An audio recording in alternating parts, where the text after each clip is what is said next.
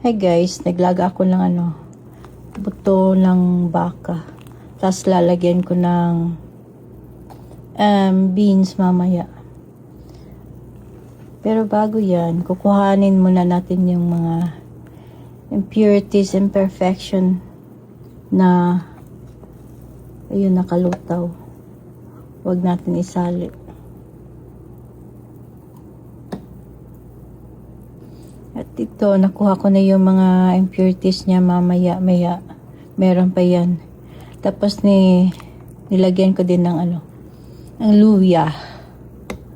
Ayun, para mabango siya, masarap. At ito yung ko, beans, lalagay ko mamaya. Ito, beans ko. Tapos, lalagyan ko din ng ito. Ang tawag doon, tanglad. Check ko yung tanglad ko kung meron ng mga dahon-dahon kasi pinutulan ko yan ng dahon kasi dumami na nalaya yung iba. Ito yung tanglad ko na yung aloe vera nag-take over, sobrang laki na. Tapos may mga ano pa. Sobrang dami ng tanglad ko dati, pero nilaman siya ng aloe vera ko. Kaya ayun. Yun na lang siya.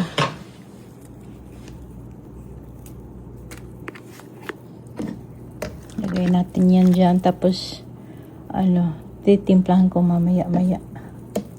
Pagkatapos lunod yung beans. So, ayun guys, wala na siyang impurity.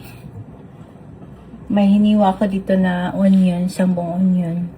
Lalagay natin.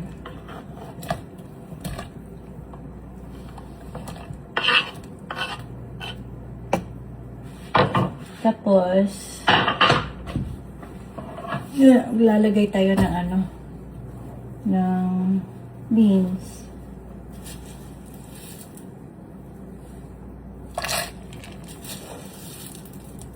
Masarap to lalo na pag siya medyo yung may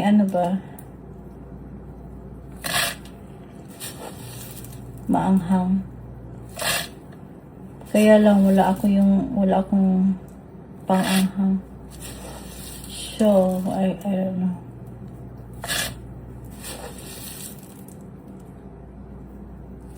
Sabay sila maluto. Ito kasi itong beans, matagal din siya maluto. Sobrang tagal. Nasira yung ko, crockpot. So, kaya ito gamit ko. Magpapabili pa ako ng crockpot. Kasi sa crockpot kasi, madali lang siya. Tapos, hindi mo kailangan laging nakabantay. Minsan, crockpot ginagamit. Lalo na pag may trabaho ka, tapos pag uwi mo, luto na. Yan. Tapos, timplahan natin.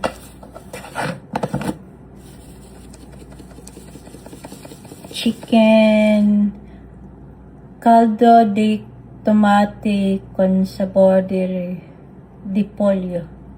Tomato bouillon with chicken flavor. Ito siya. Spanish. Ito. Con sabor. Ay, nasaan niya?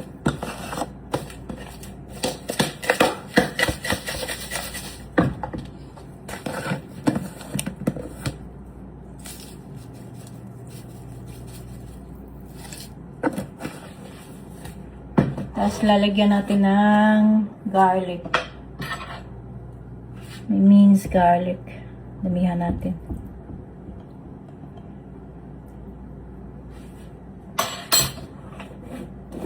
Para di tayo habla rin. And ground black pepper. Inihalin natin.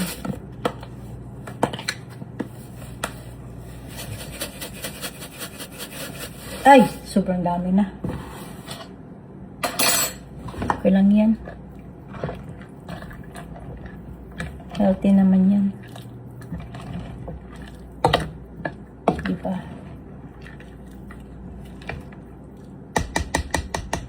Tapos, kung kulang pa, mamaya-maya, lagyan natin ng asin. Tapos, yan. Ay, ano ba yan? Tatakpan natin. Yun lang.